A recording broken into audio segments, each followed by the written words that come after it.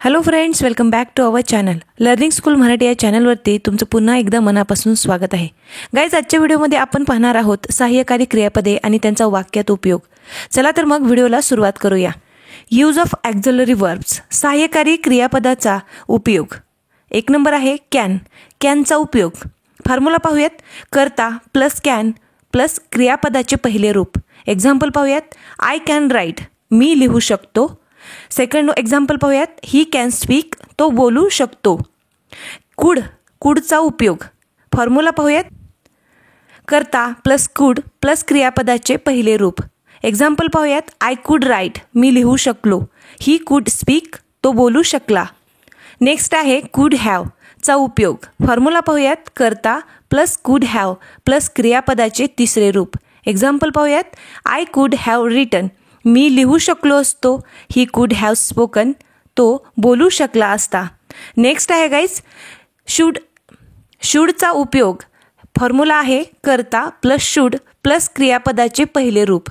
Example पाहूयात. I should right, मी लिहायला पाहिजे. ही शुड स्पीक, त्याने बोलायला पाहिजे. नेक्स्ट आहे शुड हॅव चा उपयोग. फॉर्म्युला आहे. करता प्लस शुड हॅव प्लस क्रियापदाचे तिसरे रूप. एक्झाम्पल पाहूयात.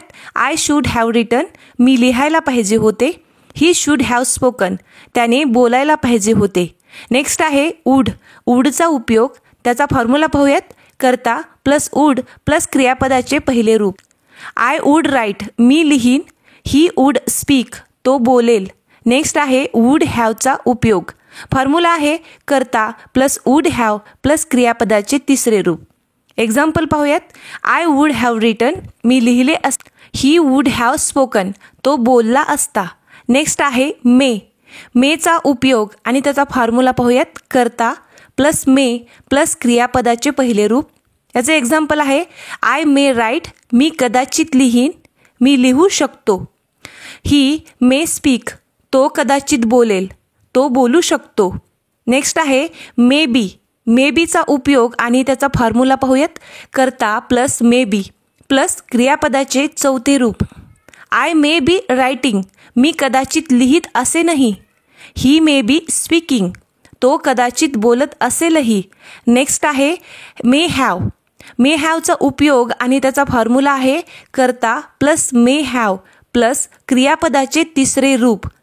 आय मे हॅव रिटन, मी कदाचित लिहिलेले असेलही.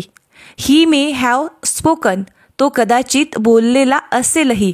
नेक्स्ट आपलं सहाय्यकारी क्रियापद आहे मस्ट. मस्टचा उपयोग आणि त्याचा फॉर्म्युला आहे. करता प्लस मस्ट प्लस क्रियापदाचे पहिले रूप. आय मस्ट राईट, मी लिहिलेच पाहिजे. ही मस्ट स्पीक, त्याने बोललेच पाहिजेत. नेक्स्ट आहे मस्ट बी. त्याचा उपयोग आणि फॉर्म्युला आहे. करता प्लस मस्ट बी प्लस क्रियापदाचे चौथे रूप. एक्झाम्पल आहे. आय मस्ट बी रायटिंग, मी लिहित असलोच पाहिजे. ही मस्ट बी स्पीकिंग, तो बोलत असलाच पाहिजे. नेक्स्ट आहे मस्ट हॅव. याचा उपयोग आणि फॉर्म्युला आहे. करता प्लस मस्ट हॅव प्लस क्रियापदाचे तिसरे रूप. एक्झाम्पल पाहूयात. आय मस्ट हॅव रिटन, मी लिहिलेले असलेच पाहिजे. ही मस्ट हॅव स्पोकन, त्याने बोललेले असलेच पाहिजे. आपला नेक्स्ट सहाय्यकारी क्रियापद आहे यूज्ड टू. याचा उपयोग आणि फॉर्म्युला आहे. करता प्लस यूज टू प्लस क्रियापदाचे पहिले रूप. एक्झाम्पल आहे. आय यूज्ड टू राईट, मी लिहायचो, मी लिहित असे. ही यूज्ड टू स्पीक, तो बोलायचा किंवा तो बोलत असे, पण आत्ता नाही. नेक्स्ट सहाय्यकारी क्रियापद आहे नीड नॉट. उपयोग पाहूयात त्याचा आणि फॉर्म्युला. करता प्लस नीड नॉट प्लस क्रियापदाचे पहिले रूप. एक्झाम्पल आहे. आय नीड नॉट राईट, मला लिहायची गरज नाही. ही नीड नॉट स्पीक, त्याला बोलायची गरज नाही.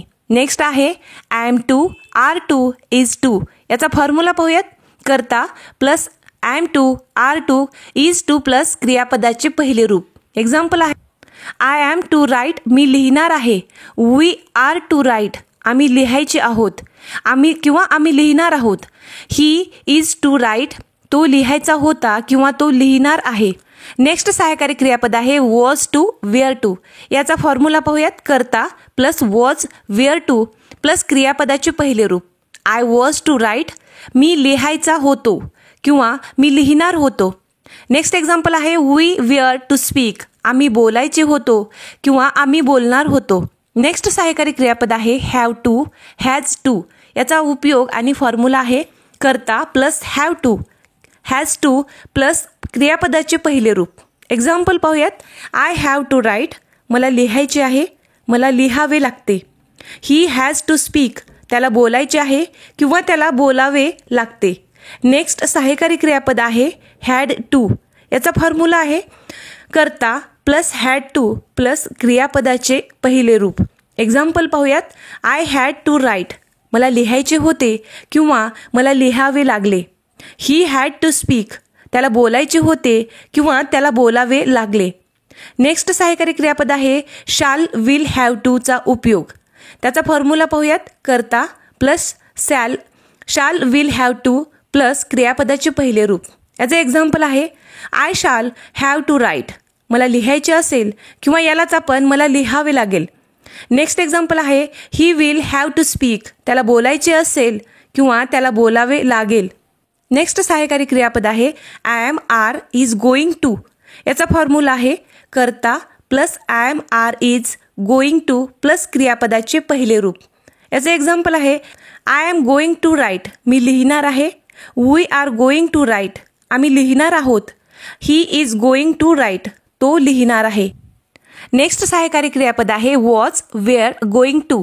याचा फॉर्म्युला खालील प्रकारे आहे करता plus was were going to plus क्रियापदाचे पहिले रूप. याचे एक्झाम्पल पाहूयात.